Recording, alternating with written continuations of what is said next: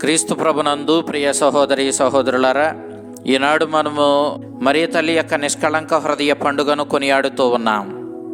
యేసుక్రీస్తుని యొక్క దివ్య హృదయ మహోత్సవాన్ని మనం శుక్రవారం కొనియాడిన ఆ తరువాత వచ్చే శనివారం మరియ తల్లి యొక్క నిష్కళంక హృదయ పండుగను మనం కొనియాడతాం. మనం లూకా శుభవార్త 2వ అధ్యాయం 19వ వచనం చూసినప్పుడు మరియ తల్లి సమస్తాన్ని తన హృదయంలో పదిలపరుచుకొని మననం చేస్తూ ఉందని పునీత లూకా మనకు తెలియచేశాడు. అనగా ఈ పండుగలో ఆ మరియ తల్లి జీవితంలో ఎదురైన నిందలను, అవమానాలను, శ్రమలను, సంతోషాలను అన్నిటినీ కూడా మనం ధ్యానిస్తూ ఉన్నాం.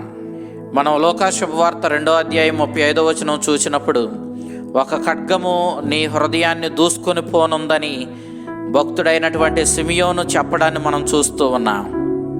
మరియ తల్లి ఏ విధమైన శ్రమలను ఎదుర్కోబోతూ ఉందో, మానవ రక్షణ చరిత్రకై తన కుమారుని ఏ విధంగా బలి చేయబోతూ ఉందో, తన కుమారుని శ్రమలకు అర్పించి శ్రమల మరణం ద్వారా మానవ రక్షణను దేవునితో సహకరించి ఆ మాత ఏ విధంగా సాధించబోతూ ఉందో భక్తుడైన సిమియోను తెలియచేయడాన్ని మనం చూస్తూ ఉన్నాం. మనం పునీత అగస్టిన్ వారు చెప్పినటువంటి భావాన్ని చూసినప్పుడు మరియమాత శిలువ వద్ద అచేతనంగా నిలబడిపోయింది అని మనం అనుకోవడానికి లేదు. ఆమె చాలా ఉత్సాహంగా దేవునితో సహకరిస్తూ తన కుమారుని యొక్క శిలువ మరణంలో, కుమారుని యొక్క ఈ యాగంలో తాను కూడా పాలు పంచుకుంటూ కుమారుని ప్రోత్సహిస్తూ శిలువ వద్ద ఎంతో ఉత్సాహంగా మానవ రక్షణ కోసం ఆమె నిలబడినట్లుగా పునీత అగస్టిన్ వారు చాలా స్పష్టంగా తెలియజేశారు. ఆ విధంగా మనం చూసినప్పుడు మరియ తల్లి యొక్క హృదయం అంతా దేవుని ప్రేమతోనూ, సహోదర ప్రేమతోనూ, మానవాళి ఎడల ప్రేమతోనూ నిండి ఉంది. ఆమె దేవుణ్ణి నిండుగా ప్రేమించింది. ఆ హృదయం అంతా దైవ ప్రేమతో నిండి ఉంది. అందుకే పూర్తిగా దేవుని సంకల్పంతో సహకరించింది. ఆమె దైవ చిత్తానికి లోబడి ఆ దేవునికి తన జీవితాన్ని పూర్తిగా అంకితం చేసుకొని జీవించింది. ఆమె మాతృప్రేమతో దైవ కుమారుడైన క్రీస్తును సాకింది. ఆయనకు జన్మనివ్వడమే కాదు, చిన్ననాటి నుండి ఆమె ఆయనకు తోడుగా నిలిచింది. ఆయన శిలువ మరణం వరకు అతనికి తోడుగానే ఆమె కనిపించింది. అంతే ప్రేమతో తన బిడ్డలైన మానవాళి రక్షణ కోసం ఆమె కాంక్షించింది. ఆ మానవ రక్షణ కోసం తన జీవితాన్ని పూర్తిగా అంకితం చేసుకుని జీవించింది. ఆ రీతిగా తన బిడ్డలైన మానవాళి యొక్క రక్షణ కోసం ఆమె కృషి చేసింది. పవిత్రాత్మ శక్తితోనే మరియమాత సమస్తాన్ని సాధించింది. సంప్రదాయబద్ధంగా మనం చూసినప్పుడు మరియమాత యొక్క హృదయాన్ని 7 బాకులు గాయపరుస్తూ ఉన్నట్లుగా మనకి కనిపిస్తూ ఉంది.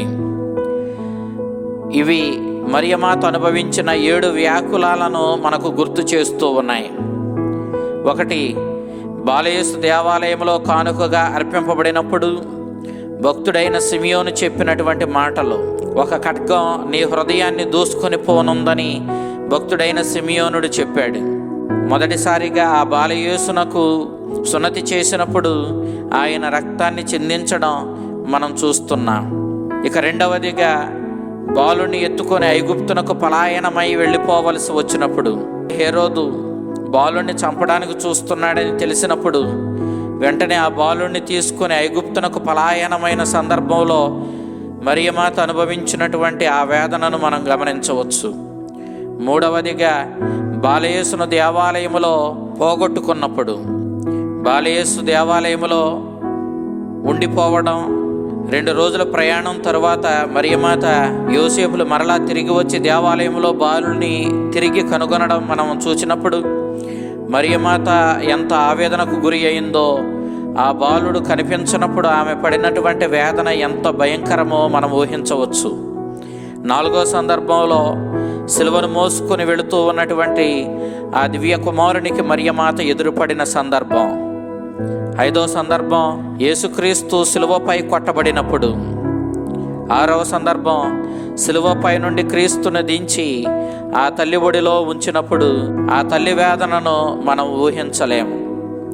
7వ సందర్భం ఆ ప్రభు దేహాన్ని సమాధిలో ఉంచినప్పుడు ఈ విధంగా మరియమాత తన జీవితంలో ఎంతటి వేదనను అనుభవించిందో, ఎంతటి విశ్వాసంతో దేవునితో సహకరించిందో, ఎంతగా తన హృదయాన్ని, ఆ విధంగా చూస్తే తన జీవితాన్ని మరియమాత ఎంతగా దేవునితో ముడిపెట్టుకొని మానవ రక్షణ చరిత్రలో దైవ ప్రేమను ప్రదర్శిస్తూ ఆమె ప్రవర్తించిందో మనం గమనించవచ్చు.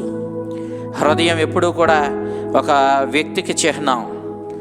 ఇతడు మంచి హృదయం కలవాడు అంటే మంచివాడు అని అర్థం. ఇతనికి అసలు హృదయమే లేదంటే వాడు చాలా కఠిన హృదయం కలవాడు, వాడు దుర్మార్గుడు అని అర్థం. మరియమాత దేవునితో పూర్తిగా సహకరించి విశ్వాసముతో, ప్రేమతో నడుచుకొని దైవ సంకల్పానికి తన జీవితాన్ని అంకితం చేసుకుని జీవించిందన్నప్పుడు ఎంతగా మరియమాత దేవునితో ఐక్యమై జీవించిందో మనం ఇక్కడ గమనించవచ్చు. 1830వ సంవత్సరంలో పునీత క్యాథరిన్ లెబోరా అనేటటువంటి ఒక పునీతురాలికి మఠకన్యకు మరియ తల్లి దర్శనమిచ్చింది. ఈ దర్శనం ద్వారా అద్భుత మరియమాత స్వరూప బిళ్ళలు సంసిద్ధపరచబడి ఫ్రాన్స్ దేశము, ఆ పరిసర ప్రాంతాలలో పంచబడ్డాయి. మరియ తల్లి ఇచ్చిన ఈ దర్శనం మరియ తల్లి యొక్క హృదయ భక్తి మరింతగా పెంపొందడానికి దోహదపడిందని చెప్పవచ్చు.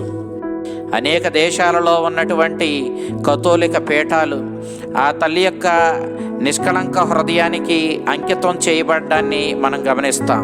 1917వ సంవత్సరంలో పోర్చుగల్ దేశంలో ఫాతిమా అను కుగ్రామంలో మరియ తల్లి లూసీ, ఫ్రాన్సిస్కో, జెసింతా అను 3 పిల్లలకు దర్శనమిచ్చింది. అందుకే ఆ మాతను ఫాతిమా మాత అని పిలుస్తాం. స్పెయిన్ దేశంలో పోంటెవెద్రా కాన్వెంట్లో మఠకన్యగా లూసీ ఉండగా 1925 డిసెంబర్ 10వ తేదీన మరియమాత పునీత లూసీకి దర్శనమిచ్చింది. ఆమెతో పాటు దివ్య బాలయేసు కూడా ఆమెకు దర్శనమిచ్చారు. ప్రకాశవంతమైన మేఘంపై వారిరువురు నిలబడి ఉన్నారు. ఆ తల్లి ఒక చేతిని లూసీ భుజంపై వేసి 2వ చేతితో తన నిష్కళంక హృదయాన్ని పట్టుకొని దర్శనమిచ్చింది. ఆమె ఎంతో విచారంతో ఉంది. ప్రక్కనే ఉన్న బాలయేసు, ఈమె నీ తల్లి అమలోద్భవి, ఈమె హృదయంపై కనికరం చూపుము. క్షణక్షణం కృతజ్ఞత లేని వారి వల్ల, వారు ప్రచారం చేస్తున్న తప్పుడు ప్రకటనల వల్ల, వారి పాప ఫలితంగా ఈ ముళ్ళు ఆ తల్లి హృదయాన్ని గుచ్చుకొని బాధిస్తున్నాయి. ఈ పాపముల వల్ల కలిగే ముళ్ళ వలన ఏర్పడే గాయాలతో ఆమె హృదయం ఎంతో బాధను భరించవలసి వస్తుంది.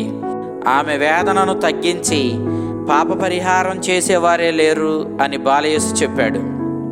అప్పుడు ఆ తల్లి, చూడు బిడ్డ, ప్రతి క్షణం మనుషుల కృతజ్ఞత లేమి వల్ల, వారి పాపముల వల్ల, తప్పుడు సిద్ధాంతాలను ప్రచారం చేయడం వల్ల నా హృదయం ఎంతో ఆవేదనకు గురి అవుతూ ఉంది. ఆ పాపపు ముళ్ళు నా హృదయాన్ని బాధించకుండా దైవదూషణకు, దైవ ద్రోహాలకు నీవేమైనా నన్ను ఓదార్చగలుగుతావా? ఈ కార్యాన్ని నేను నీకు అప్పగిస్తున్నాను అని ఆ మాట చెప్పింది. అందుకు లూసీ, సరేనమ్మా, నేను నీ హృదయాన్ని ఊరడించడానికి ప్రయత్నిస్తాను అని చెప్పి ఒప్పుకొన్నది. అందుకు ఆ మాత, నీవు ఈ నా వాగ్దానాన్ని ప్రపంచమందంతటా ప్రకటించాలి. ఎవరైతే ఈ నియమాలను పాటిస్తారో వారు వారి మరణ సమయంలో నా ఆదరణను పొందుతారు. నేను వారికి తోడుగా ఉంటాను.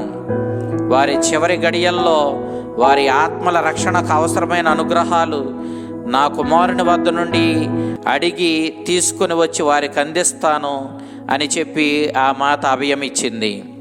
అందుకు గాను ఆ తల్లి యొక్క నిష్కళంక హృదయాన్ని ఊరడించే నిమిత్తం 5 కార్యాలు చేయవలసిందిగా మరియమాత వెల్లడి చేసింది.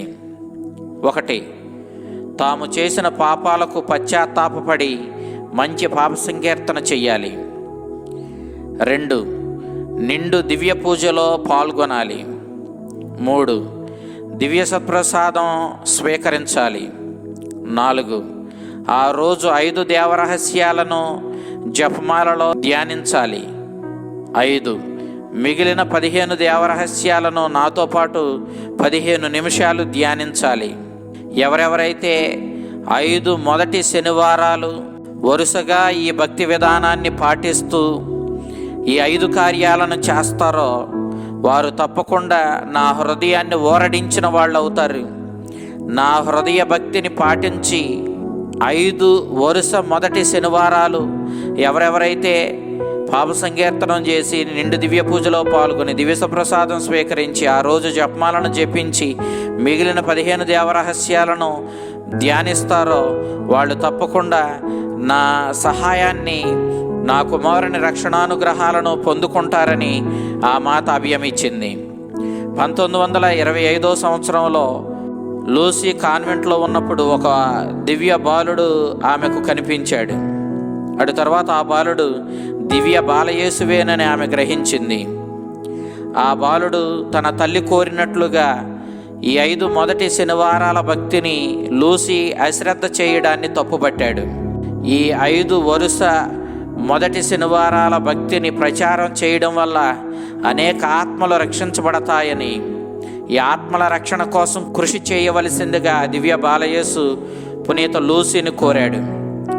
ఫిబ్రవరి 15వ తేదీన 1925 సంవత్సరంలో మరొకసారి ఆ బాలుడు పునీత లూసీకి దర్శనమిచ్చి తన అనుగ్రహ సహాయంతో కృషి చేయవలసిందిగా కోరాడు. పునీత లూసీకి ఈ బాధ్యతను నెరవేర్చడంలో తన అనుగ్రహాలు తప్పకుండా ఉంటాయని, తద్వారా అనేక ఆత్మల రక్షణకు ఈ భక్తి విధానం ఉపయోగపడుతుందని బాలయేసు తెలియచేయడాన్ని మనం చూస్తూ ఉన్నాం. 1930వ సంవత్సరం మే నెల 19వ తారీఖున టోయి నగరంలో గుడిలో లూసీ గారు ప్రార్థిస్తూ ఉండగా ప్రభు ఆమెకు దర్శనమిచ్చాడు. ప్రభు ఎందుకు ఈ 5 శనివారాల భక్తిని పాటించాలి అని ఆమె ఆ ప్రభుని అడిగింది. అప్పుడు ప్రభు, బిడ్డ లూసీ, 5 విధానాల్లో నా తల్లి యొక్క నిష్కళంక హృదయానికి వ్యతిరేకంగా దూషణ జరుగుతూ నా తల్లిని బాధిస్తున్నారు. కాబట్టి ఈ 5 మొదటి శనివారాల భక్తి విధానం వల్ల ఆమె హృదయానికి ఊరటను కలిగించిన వారు అవుతారు, నేనిచ్చే రక్షణానుగ్రహాలకు వాళ్ళు పాత్రలు అవుతారు అని చెప్పి ప్రభు ఆమెకు తెలియజేశాడు. ఈ 5 రకాల దూషణలు ఏమంటే, మరియ తల్లి యొక్క జన్మపాప రహితోద్భవానికి వ్యతిరేకంగా దూషణలు, మరియ తల్లి యొక్క నిత్య కన్యాత్వానికి వ్యతిరేకంగా దూషణలు, ఆమె దేవుని తల్లి మానవుల తల్లి కాదని వ్యతిరేక దూషణలు, కొందరు నిష్కళంక తల్లిని గూర్చి బాహాటంగా ఇతరుల హృదయాలలో వ్యతిరేకతతో కూడిన భావాలను నూరిపోస్తున్నారు, నిష్కళంక మాత స్వరూపములను చిత్రపటాలను దూషించుట. ఈ విధంగా వీరందరూ చేస్తున్న ఈ పాపాలకు గాను నా తల్లి నన్ను ఎంతగానో వేడుకొని వారికి పాపక్షమాపణనివ్వమని కోరుతూ ఉంది. ఈ భక్తి విధానం వల్ల అందరూ దేవుని రక్షణానుగ్రహాలను పొందుతారు. తిరుసభ పెద్దలకు ఈ భక్తి విధానం అవలంబించమని, ప్రచారం చేయమని చెప్పు అని ఆ ప్రభువు స్పెయిన్ దేశంలో లూసీ గారికి ఇచ్చిన దర్శనంలో తెలియజేశాడు. మధురాతి మధుర హృదయులైన యేసు మరియలారా, మీరే మా రక్షణ, మాపై దయచూపండి అనే ప్రార్థనను పునీత లూసీ గారికి యేసుక్రీస్తువే స్వయంగా నేర్పించారు. ఈ రీతిగా మరియ తల్లి యొక్క నిష్కళంక హృదయ భక్తి అనాది నుండి అనేక విధాలుగా ప్రచారంలో ఉంటూనే ఉంది. ఈనాడు చివరిగా ఆ తల్లి యొక్క హృదయం విజయం సాధించడంతో దేవుని యొక్క విజయం పరిపూర్తి అవుతుందనే భావాన్ని తల్లి మరియ తాను అందించినటువంటి అనేకమైన దర్శనాల ద్వారా మనకు తెలియజేస్తూ ఉంది. మరియ తల్లి యొక్క నిష్కళంక హృదయ భక్తి ద్వారా మనం దేవుని సంతోషపెట్టగలుగుతాం. అంతేకాదు మనందరి ఆదరణ, మనందరి తల్లి అయిన మరియ తల్లి యొక్క అనుగ్రహాలకు, ఆదరణకు మనం పాత్రులమవుతాం.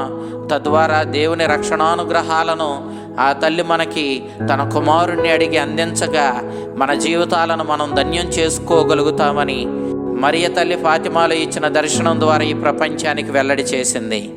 ఆ తల్లి తన యొక్క ప్రేమాగ్నితో రగిలిపోయేటటువంటి హృదయాన్ని చూపించింది. ఆ హృదయం చుట్టూ ముళ్ళు గుచ్చబడి ఉన్నాయి. ఆ హృదయం ఆమె అనుభవిస్తున్నటువంటి నిందలకు, అవమానాలకు సూచికగా ఉంది.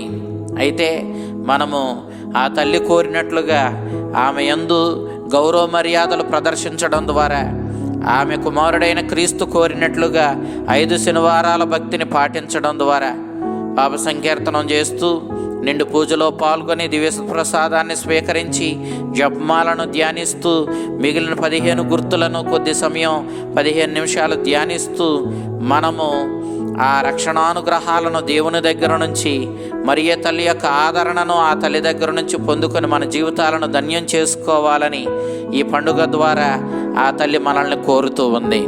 ఆ తల్లి, ఆ మరియమాత యొక్క నిష్కళంక హృదయ భక్తి మనలో పెంపొందాలని, కావలసినటువంటి సహాయాన్ని, విశ్వాసాన్ని మనకు దయచేయమని ఆ ప్రభుని అడుగుదాం. ఆ చల్లని తల్లి తన నిష్కళంక హృదయ భక్తి ద్వారా మన కుటుంబాలను బలపరిచి, పవిత్రపరచి, తన కుమారుని రక్షణానుగ్రహాలు అందించి మన జీవితాలను ధన్యం చేసి మనల్ని నడిపించునుగాక. ఆమెన్.